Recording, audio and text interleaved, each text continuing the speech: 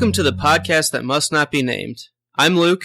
And I'm Melissa. And we're going to start with Chapter 1 of Harry Potter and the Sorcerer's Stone by J.K. Rowling.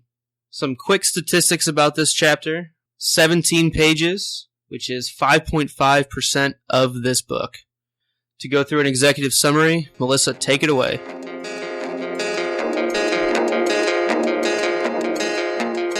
Chapter 1, The Boy Who Lived. So we are introduced to Mr. and Mrs. Dursley of number 4 Privet Drive, who are perfectly normal. Thank you very much. They have a young son named Dudley, who does things like throw tantrums and say, won't. Mr. Dursley sells drills for a living, and Mrs. Dursley is a stay-at-home nosy neighbor. The only thing keeping them from being the most boring people ever has something to do with Mrs. Dursley's sister and her husband, the Potters, who they clearly don't like. In fact, they so much don't want to have anything to do with that part of the family. They've never even met their son. On a Tuesday, however, that is all about to change. As Mr. Dursley goes to work, he sees a variety of unusual things, which he does not approve of. These include a cat reading a map and a street sign, people, even grown adults, wearing brightly colored robes. What weirdos. Even at lunch, as he runs across the street to get food, he trips into one of these weirdos who's so happy about something and calls Mr. Dursley a muggle, whatever that is. He also hears the last name Potter and a boy's name, Harry. Mr. Dursley is so shaken up by the possible mention of his secret family, he almost calls his wife, but doesn't want to ruin her day. When he gets home, she does confirm that her sister's son is named Harry while they watch the news that owls and shooting stars have been seen all over that day. Once the Dursleys go to sleep, the real story begins. An unusual man named Albus Dumbledore appears suddenly as if he'd just popped out of the ground. He heads right to the Dursleys, but not until removing all the lights with some contraption called a put-outer. Dumbledore approaches the house, where the cat who has been reading the map has been sitting. He greets the cat, and the cat transforms into a severe-looking woman named Professor McGonagall. They start discussing the strange celebrations we've heard about. Apparently, an evil person, whose name is hard for people to say, has disappeared. McGonagall calls him you-know-who, but Dumbledore insists on calling him by his proper name, Voldemort. However, this is not the only news. 2 people, Lily and James Potter, have died, but their son, Harry, did not. And that is astounding, that a little boy could not just survive, but by surviving, break Voldemort's power. Then Dumbledore breaks even more news. He's leaving Harry with the Dursleys, since they are his only living family. McGonagall is angry because the Dursleys are so unlike them. Baby Harry is then brought to number 4 Privet Drive by Hagrid, who looks simply too big to be allowed, flying in on a motorcycle. Yes, flying a motorcycle, which he borrowed from young Sirius Black. McGonagall notices a lightning bolt scar on baby Harry's forehead. Dumbledore places Harry on the doorstep with a letter. They say goodbye, and throughout the country, people are secretly toasting the boy who lived.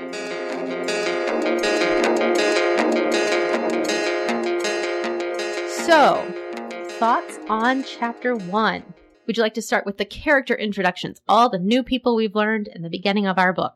Yeah, I think so. Let's go through all of the people that were first mentioned here. First, we have Mr. Dursley.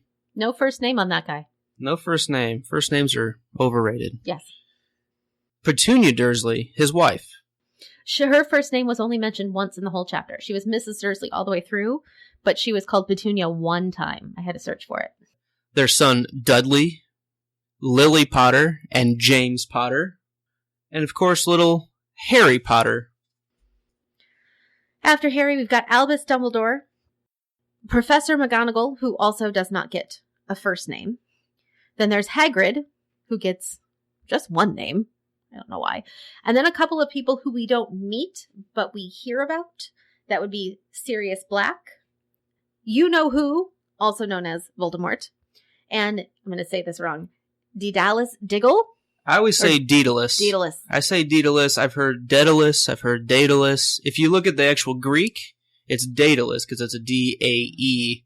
But and for the record, J.K. is very good on naming her characters, and she has a lot of linguistic background in naming her characters. Then J.K. is, of course, J.K. Rowling, the author of this book. We will mostly be referring to her as J.K. Yes. The other two people that are mentioned in this book are Jim McGuffin, who is the weatherman, and Ted, the newscaster, just in case you needed to know who it was on the news. Some locations that we are introduced to in this chapter are, of course, number 4 Privet Drive, which is the home of the Dursleys, and Grunning's Drills, the company that Mr. Dursley works for. He works on the 11th floor of Grunning's. So let's talk about the Dursleys for just a second. So in our notes for our in-depth analysis part, the very first note I have for this book in general is if you wanted to introduce characters that you wanted your readers to hate, like just deep down, passionately not be able to stand them from the very first page, I think J.K. did an awesome job with her introduction of the Dursleys because, man, are they annoying. I agree. And for any of our potential listeners out there, if you agree or feel familiar with the way the Dursleys sound, maybe find a different podcast to listen to. This might not be the right book series This might not be the right book series for you. But we'll take whoever listens. That's fine. Hey, all one or two of you. That'd be great. So some of the other notes that we have in here, I'm going to start with my other big thought was, so Dumbledore, I'm going to jump right into sort of that beefy part with Dumbledore and McGonagall as they were talking. They were arguing about the shooting stars and the things happening up in Kent. And Dumbledore said that they should let people celebrate because they've had precious little to celebrate for 11 years. What does that mean? Why? What does it matter that there's been 11 years of being bad? What's been happening? And what does that have to do with the guy that they can't say the name of? Yeah, why? How terrible have things been for the past 11 years that it's worth basically the weatherman noticing that he thinks people might be celebrating Bonfire Night early. I mean, it sounds like there's a real ruckus going on all around England. Well, and it doesn't seem like the Dursleys thought anything bad were happening for, their life leading up to that point. Their life was perfectly normal. It says right in the very beginning, they were perfectly normal. Thank you very much. So what do you mean they've had nothing to celebrate? Here's this family that we've seen that goes about their day. That doesn't seem like there's anything terrible happening. So why then would Dumbledore say? Like, does it have something to do with being different from the Dursleys? Which obviously in his violet robes and high-heeled boots, he is much different than Mr. Dursley, who works at Grunning's. Yeah, which sounds probably like one of the most boring companies you can imagine working for. And I work with those companies. I do not. So you have fun with that. So what's the next note that you have in your... Those were my big notes for this particular chapter because I had written the summary. So I was interested in what your thoughts were on some of those. Okay, I guess my first thought kind of comes down to the overall timeline of what's happened that we know about. So Professor McGonagall has been on the wall outside number 4 Privet Drive all day long. Since the morning, since Mr. Dursley left for work. Exactly. So all day long. All day long, because he's there she's there when he gets back from work, and when he checks out the window right before he goes to bed. He notices her there 3 times. And we know he probably didn't go to bed very early because they watched the evening news, which I assume would be either the 10 o'clock or 11 o'clock news. So we're talking maybe 8 o'clock in the morning all the way to, 11. Yeah. So if this attack of the Potters happens, how does the communication to Professor McGonagall about this happen? And with that, how does Hagrid find out? And with that, how does Hagrid just by chance be close enough to Sirius Black to borrow his motorcycle to go pick up baby Harry and then fly to number 4 Privet Drive. But also, like, there are all these people out celebrating. There are people shooting stars. There are we haven't even talked about the owls. Owls flying everywhere, which is Dumbledore very visited unusual. a dozen, at least, number of parties. He went to at least a dozen parties. So that's going to take a while. That doesn't include the weirdos that Mr. Dursley saw driving to work, and the group of them he literally ran into on his way for lunch. So how did all of these people find out this information so quickly? And the second part of that would be, where was Harry? Right. Like, what happened to him? That was, 24 hours? At least 15 hours. Yeah. Who had this 1-year-old baby for 15 hours? How quickly could Hagrid find out and get there? And if so, why did it take him until the following night to get there? Unless, like you were saying, wherever there... We don't exactly know where the Potter's house was. It could be a 24-hour flying motorcycle ride away. But we don't know that. It seems a little far-fetched. Flying motorcycles notwithstanding. But I do think, and I'm looking it up in my book now, I feel like Hagrid has a line that says, I got there before... it says, no, sir. House was almost destroyed, but I got him out all right before the muggles started swarming around. He fell asleep as we were flying over Bristol. So that leads me to believe that baby was stuck in this destroyed house for X amount of hours where nobody noticed him. And then Hagrid, who's not inconspicuous with his size, comes in. He is too big to be allowed. Almost twice as tall as a normal man and at least 5 times as wide. So not to mention the enormous motorcycle that he's riding. That flies. It flies.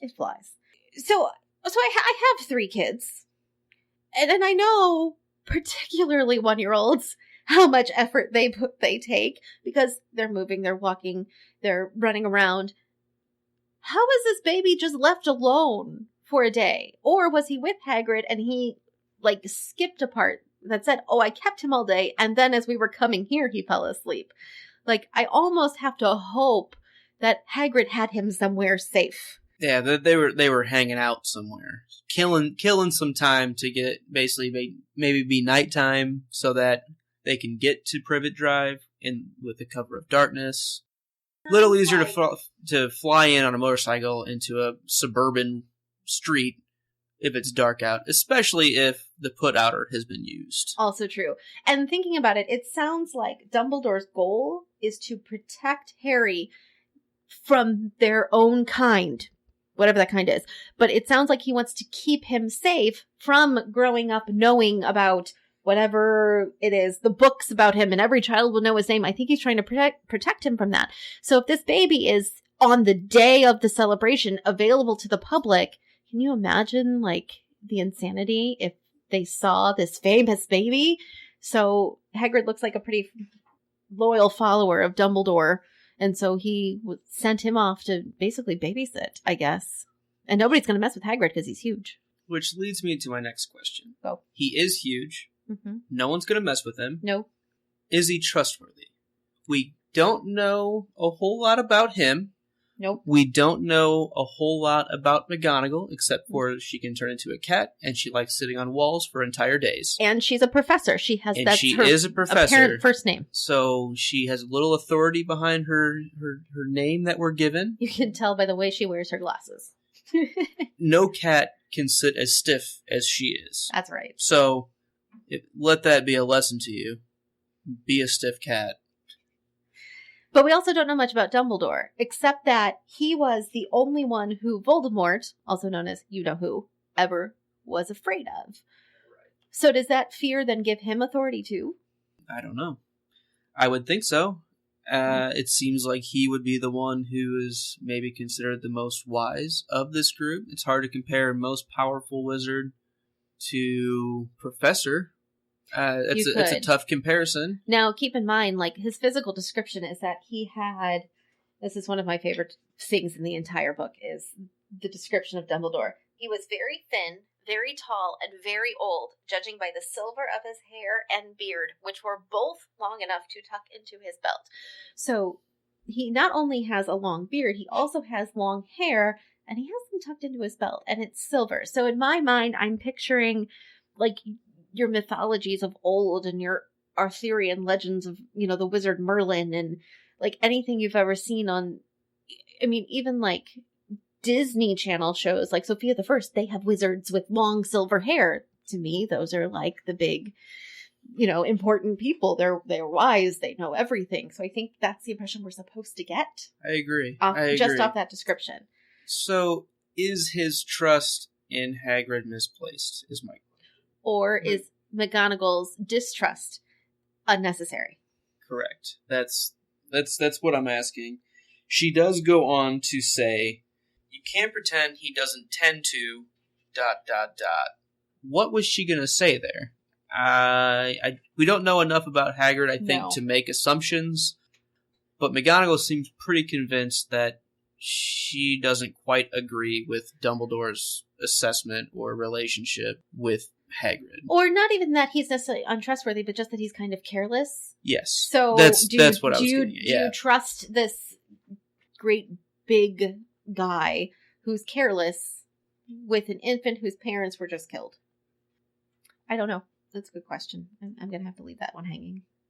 Another thing about Hagrid is he is given some very peculiar descriptors. Oh, yeah.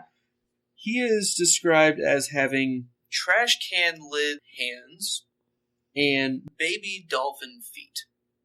Like, are they jumping when he walks? Or are they shaped like they're good for swimming? Does he have fins? Does his big toe have gills? Dolphins don't have gills, they're mammals. Do they have blowholes? Blowholes. There you go. Just odd descriptors. And how do you have trash can lid hands? Oh, that one I get. They're just wide and huge. So the palm is just big. Do you think he grabs massive trash cans often, though? Just saying, this feels natural. No, I don't. Is he a part of the urban group Stomp, maybe? He could be. He does have a flying motorcycle. Might fit right in.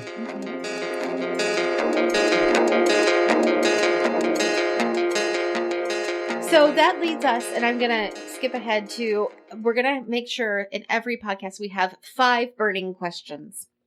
And my first burning question was, speaking of Hagrid, did J.K. purposely avoid using the word giant when describing Hagrid?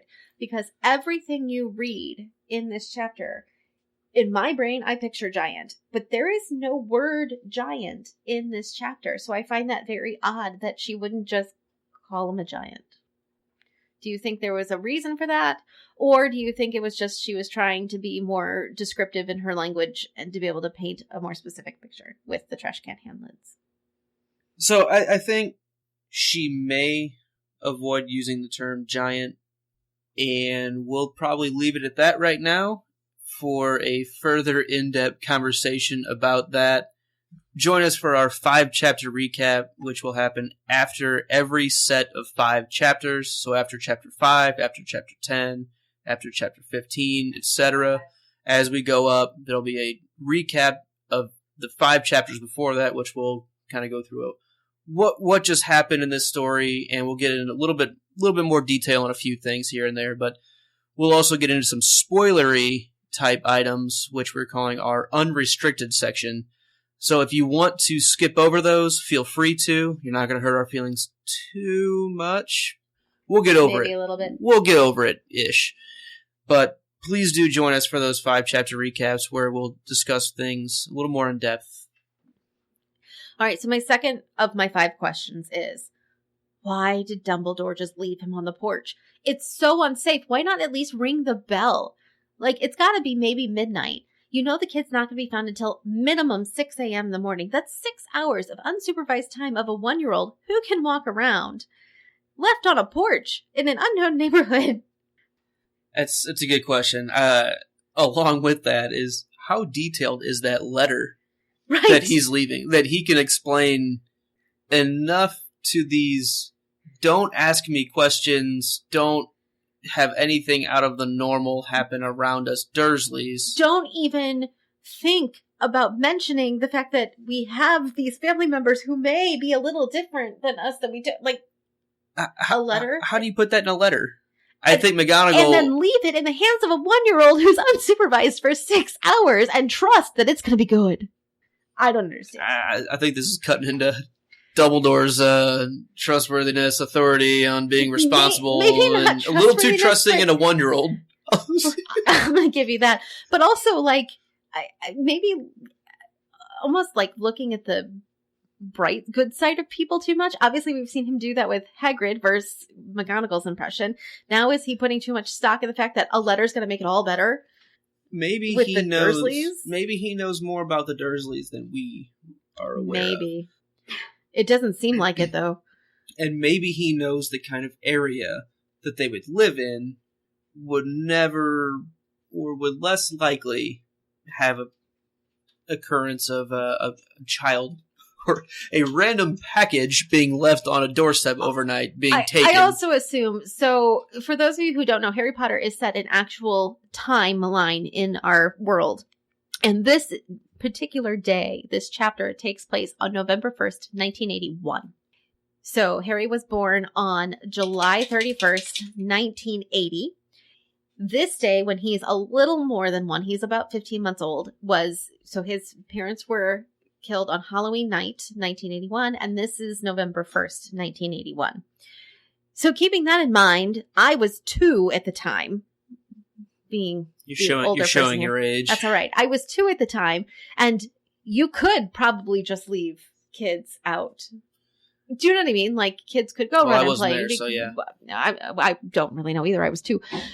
But I do think that it was a much more trusting time than it is now. Anyway, I still don't understand how it happened. My third question, and this kind of fits in with this, is why did the Dursleys hate the Potters? What could possibly have happened so badly that Petunia won't even speak of her sister Lily? Like, I don't know. They do seem very, I don't know if stuck up is the right word. Oh, maybe, yeah. But very, very adverse to anything out of the normal. And very aware of appearances. Like, appearances are very, very important to them. So yeah. I almost picture, like, you know, the sister and the good-for-nothing husband as, like, these hippie folks. Because, again, it's 1981. So we're coming, you know, the 1970s long hair and disco and all that. So it could be, like, you've got these people who are just way out there compared to this stuffy upper middle class, all about appearances. You have to, you know, maintain the status quo kind of people. Almost Stepford Wivesy. Almost. Where it's like the classic American 50s housewife, you know, staying at home. Except set in Britain. Except set in Britain. Right, the 50s in America and Britain in the early 80s. Really, though, 1980s were a lot like that. All right, so my fourth question is, what's with the owls, and what do they have to do with anything? Because I don't know if any of you have ever seen an owl, but I once had an owl stalk me for a week, lived in my tree right next to where I park at my house, and was there for a week. It was a week in January, and the owl didn't leave. It was there every sunset as I pulled in from work, and it freaked me out because it would just sit there and stare at me, like, and I'd walk down my driveway to get my mail, and the owl's eyes would follow me. So I don't know about these people who don't really care that there are owls swooping and they think it's funny on the news, but I was sure freaked out that an owl was at my house for a week. So what do you think that has to do with us? I don't know. They are scavenger birds. They do hunt. Dangerous. They're predators. Mm-hmm. Having one as a pet would be tough to do. They are dangerous, and I don't know why there's so many around right now. We don't. I will say Ted, the newscaster, said in his report, said, and finally, bird watchers everywhere have reported that the nation's owls have been behaving very unusually today. Although owls normally hunt at night and are hardly ever seen in daylight, there have been hundreds of sightings of these birds flying in every direction since sunrise. Experts are unable to explain why the owls have suddenly changed their sleeping pattern. It sure feels weird that the owls have gone kind of nuts. So it's sort of in my thinking, it's got something to do with all these people who are celebrating and being excited. I just assume, once I've read more with the Dumbledore part of the chapter, that the owls kind of tie right into that somehow they're tied into this big news and people kind of going crazy this day. Along with that, JK does have she does have Jim McGuffin The weatherman. admit that he was wrong about the rain the night before. Do you think she's making a slight comment about how often meteorologists are wrong about the weather? Or Well, and I don't know about where all of our listeners live, but here in St. Louis, the weather can change. You can literally go from 80 degrees to 25 degrees within a 24-hour span and have both sun and rain and snow within that same time frame. So for us, weathermen are, if they're at a 50% accuracy, we really think that's an excellent accuracy rating. yeah, and for what we know, one of the stereotypes of England weather is it rains A lot. all the time. So how could he be wrong? Right. If it rains all the time, how is it not raining? So, I don't or maybe understand. he's just hedging his bets that, hey, we're in England. It's gonna going to rain. It's probably a good, Yes. All right. So my last question of the 5 questions for chapter 1 is, why don't Mr. Dursley and Professor McGonagall get first names in the chapter? Albus Dumbledore does, Petunia does, Dudley does, Harry does, Lily does, James does, Jim McGuffin does. And Ted. Ted doesn't get a last name. That's okay. He's a newscaster. But obviously, Mr. Dursley seems very important to the story. Professor McGonagall gets several lines in the story and was a cat all day. So she was in Cats she was don't actually, talk much. but she was actually in the chapter, physically in the chapter, longer than any other character. It's true.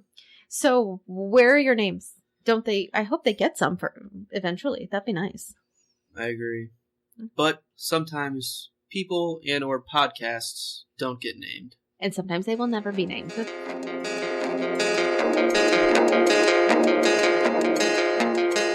So moving on, we're going to do a couple of chapter superlatives to wrap up our thoughts. The first one is, what is our favorite line in this chapter? My favorite line in this chapter is not really a line, and I apologize. I will try very hard not to do this very often. But my favorite lines in the chapter are the paragraph that introduces Albus Dumbledore. I have been an elementary school teacher for about 10 years, and my very favorite way to teach kids on how to write a descriptive paragraph and how to describe something with enough detail is to read them this and have them analyze how this person was described. So I'm going to read it for you because I think it's fabulous. Nothing like this man had ever been seen on Privet Drive. He was tall, thin, and very old, judging by the silver of his hair and beard, which were both long enough to tuck into his belt. He was wearing long robes, a purple cloak that swept the ground, and high-heeled, buckled boots. His blue eyes were light, bright, and sparkling behind half-moon spectacles, and his nose was very long and crooked, as though it had been broken at least twice. This man's name was Albus Dumbledore. It's a good line. Lines.